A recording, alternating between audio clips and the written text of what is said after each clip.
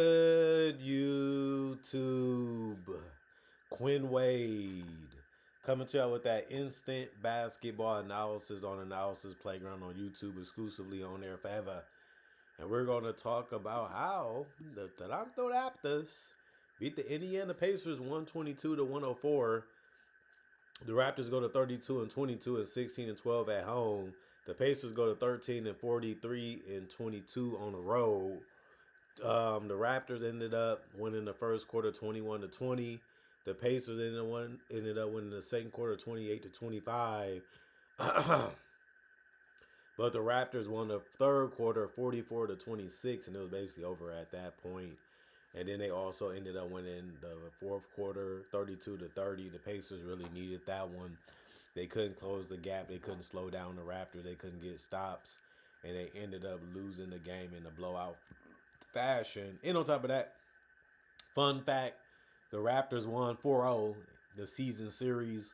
The Pacers didn't beat them once this entire season, so the Raptors got to be happy about that. Pascal Siakam, he dominated the game to the best of his ability. He led the team in scoring with 18 points in 24 minutes. He went 7 of 15 from the field, 1 of 3 from the three-point line, and 3 of 4 from the free throw line. Had a little attitude in this game, but he still tried to ball out the best of his ability. Had the jump shot going, had to pull up mid-range, had to pull up three. Obviously, he got to the basket and was able to score at the free throw line. He only got 4 rebounds, 2 assists, and 2 turnovers. He also had 1 offensive board. No personal foul, was a minus 14 and plus minus. J Huff played 30 minutes. That ended up being the most on the team. That's how the game ended up going.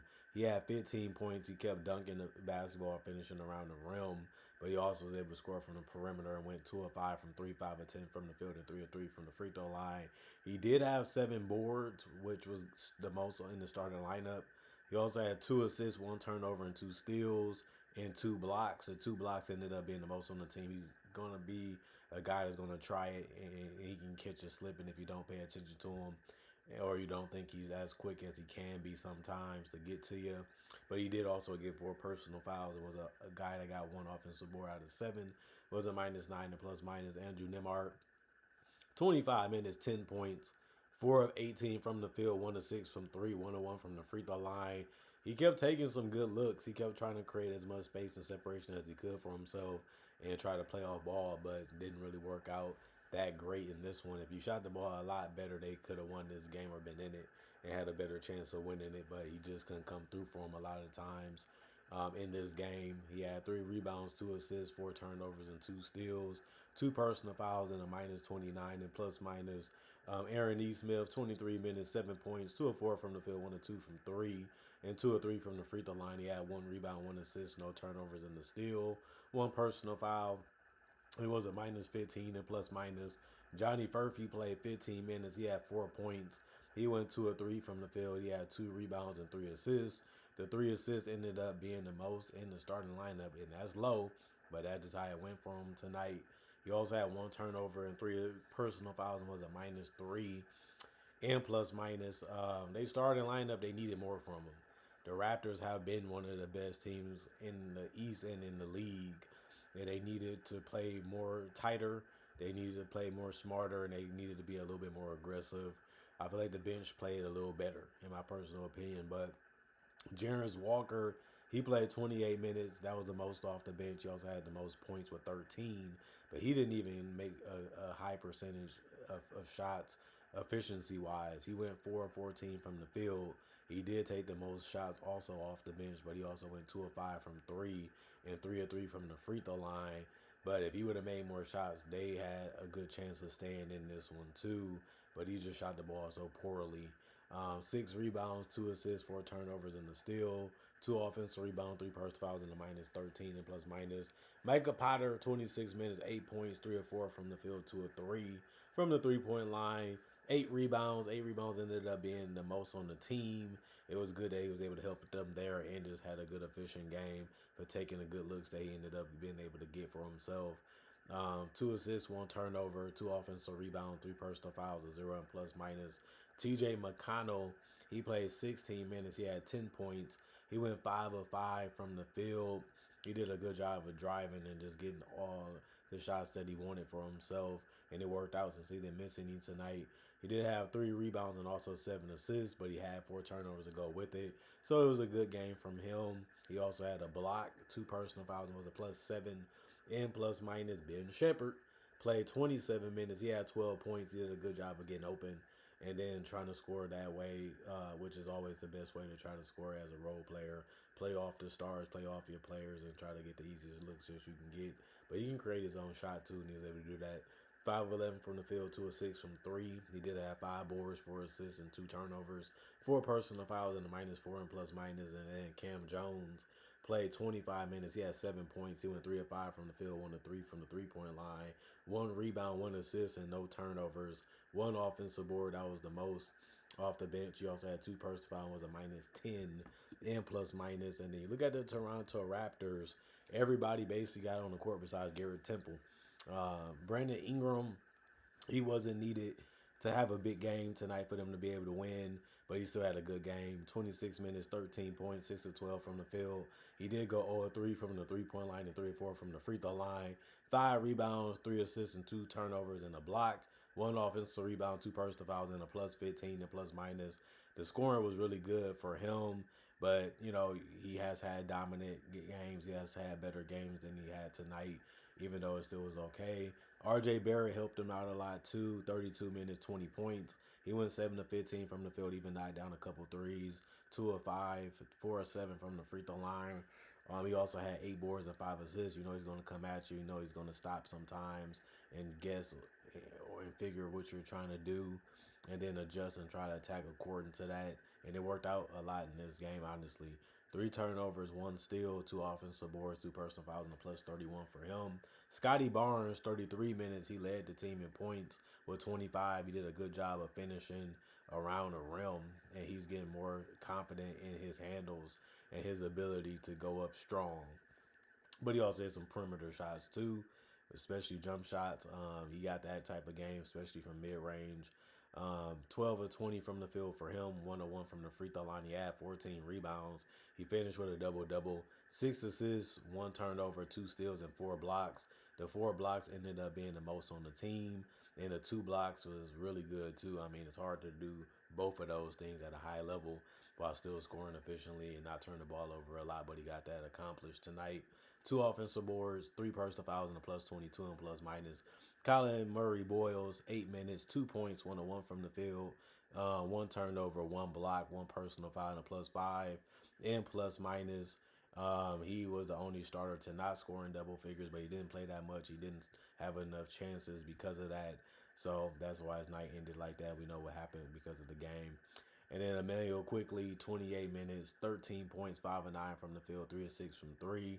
He was just out there trying to make sure everybody got their touches, and he just scored whenever the offense was able to dictate when he was able to get good looks.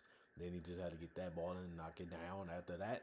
4 rebounds, 6 assists, no turnovers, 1 steal, 1 personal foul, and a +29 and plus minus. Sandro, he was knocking down threes, kept leaving them wide open, and then he was also attacking the paint.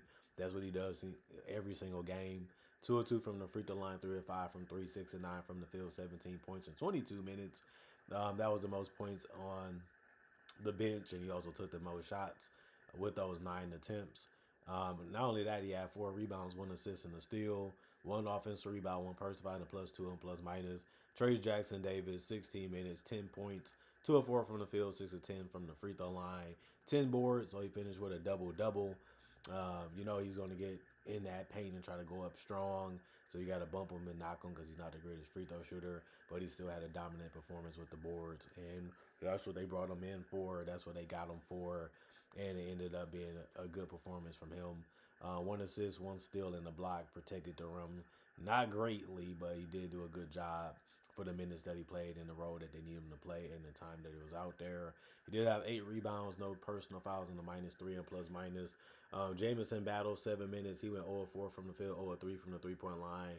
2 rebounds, no turnovers, 1 offensive board, 1 personal foul, and a -2 and plus minus. Jonathan Mobo, he didn't play a minute. He played a couple of seconds. He didn't do anything because of that, but finished as a -2 and plus minus. AJ Lawson played 2 minutes. He had 0 field goals and 0 free throws and had 1 rebound. no turnover, no personal fouls, and a -2 and plus minus. Jamal Shade played 19 minutes. He had 6 points. He struggled a little bit, 1 of 4 from the field, 1 of 3 from the 3 point line, but he came through at the free throw line, was able to get there and win it 3 of 4, and that's good. He also had 4 assists, which was really good too. But he did have 2 turnovers and 2 personal fouls, and was a -12 and plus minus. Jacoby Walter played 27 minutes. That was the most off the bench. He had 6 points and went 2 of 7 from the field, 2 of 3 from the 3 point line. Of course, you would like them to make a couple more shots, but it didn't happen. He still gave you 4 boards and 2 assists, 2 steals, and a block. That's really good. The problem also was he had 5 personal fouls. That was the worst part of his performance tonight. But he also had 1 offensive rebound, was a +13 and plus minus. Elijah Martin, 4 minutes, 2 points, 1 of 4 from the field. He missed his only 3. He had a rebound, no turnover, and a steal. And a personal foul, was a -4 and plus minus. And then Grady Dick got to the basket a couple times. He missed his only 3. Still finished 3 of 6 from the field and 2 of 2 from the free throw line. Got 8 points. You would take it, considering he only played 16 minutes and gave you that type of production. He had 1 rebound, 1 assist, 1 turnover, and 3 steals. The 3 steals was the most off the bench and the most in the game, so he did another good thing tonight. 1 offensive rebound, no personal foul, and a -3 and plus minus. The Toronto Raptors, 95 field goals, 47%. 89 field goals for the Pacers. They shot 45%. 33 pointers taken by the Raptors. They shot 37%. 33 taken by the Pacers. They shot 36%. 30 free throws taken by the Raptors, 70%. 14 taken by the Pacers. They shot 86%. But the Raptors did get 54 rebounds, and the Pacers only got 40. They also had 29 assists, and the Pacers had 26. 10 turnovers for the Raptors, 19 for the Pacers. That's going to hurt you getting a chance to get back in the game, especially when you're shooting the ball worse than the team you're going against, besides from the free throw line. But they even shot almost half more free throws than you. Then 12 steals for the Raptors, 6 for the Pacers, 8 blocks for the Raptors, 3 for the Pacers, 17 offensive rebounds, which was 10 more than the Pacers because they finished with 7. They had 37 rebounds. The Raptors did 33 for the Pacers. And then 19 personal fouls for the Raptors, 24 for the Pacers. The Pacers just didn't have enough scoring. They just didn't have enough rim protection. They just had low IQ, not understanding how to slow down or stop the Raptors, and how they was trying to attack and how they was trying to defend was too much for the Pacers. They just had trouble scoring in this game. They had trouble taking care of the ball sometimes too. The Raptors just made it tough. They made it difficult. They made it frustrating sometimes. And that's the type of team that they can be, and that's the type of team they have been throughout the season from time to time. And it just happened again when it mattered the most. And the Pacers have just been struggling closing out games and trying to value possessions and trying to get good looks and trying to knock down the looks that they do get, whether it's in isolation or playing off of each other. They just don't knock it down enough when it matters the most, and that's why they just been losing a lot this season.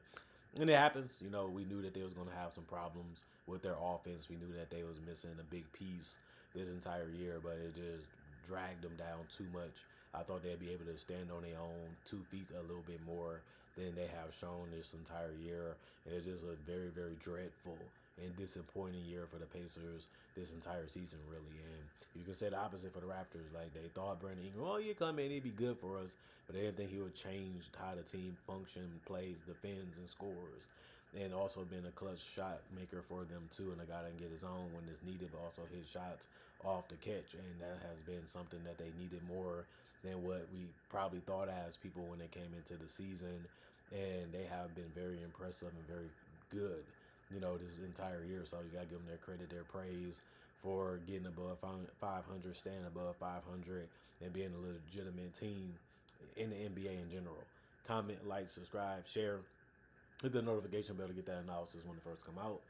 And all I can say is y'all stay blessed. If y'all stay good, peace. And I'll see y'all later today, hopefully with more analysis.